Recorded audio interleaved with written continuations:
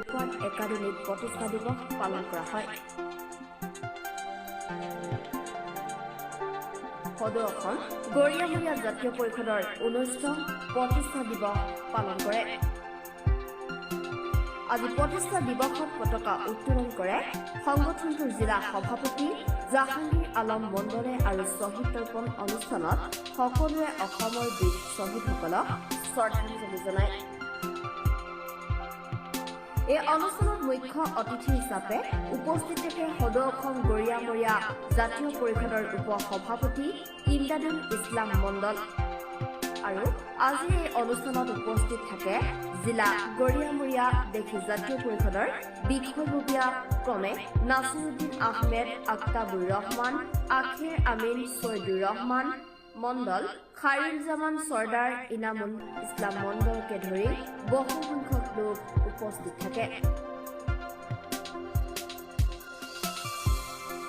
এই সন্দৰ্ভত জিলা সভাপতি জাহাংগীৰ আলম মণ্ডলে কয় যে চৰকাৰে ইতিমধ্যে গৰিয়ামৰীয়া দেশীসকলৰ জৰীপৰ বাবে অসম কেবিনেটত প্ৰস্তুতি গ্ৰহণ কৰিছে আৰু ইয়াক বাস্তৱ ৰূপ দিবলৈ চৰকাৰক দাবী জনাই লগতে গৰিয়ামৰীয়া দেশীসকলক জনগোষ্ঠীয় পৰিচয়ৰ স্বীকৃতি দিবলৈও চৰকাৰলৈ দাবী জনায়।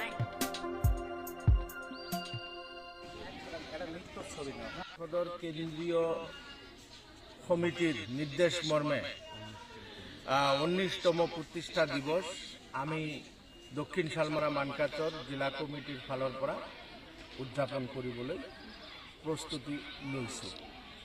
তো আজি আমাৰ যিটো প্ৰগ্ৰাম আছিলে এই প্ৰগ্ৰামৰ ভিতৰত পতাকা উত্তোলন আছে, শ্বহীদ তৰ্পণ আছে, তাৰপিছত দেশী জনগোষ্ঠীয় নৃত্য এইবিলাক পৰিৱেশন হ'ব।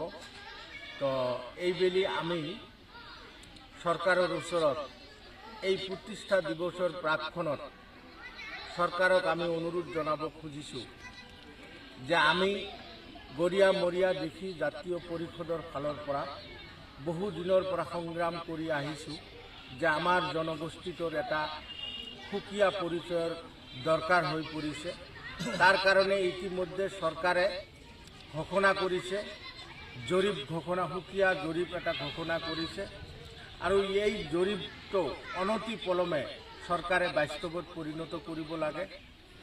আমি কেবিনেটত গম পাইছোঁ যে চৰকাৰে ইতিমধ্যে প্ৰস্তুতি লৈছে, ঘোষণাও কৰিছে।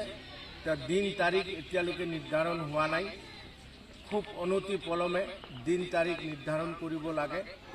এই প্ৰাকক্ষণতে আমি চৰকাৰক উক্ত জৰীপৰ ক্ষেত্ৰত যি ধৰণৰ সাংগঠনিকভাৱে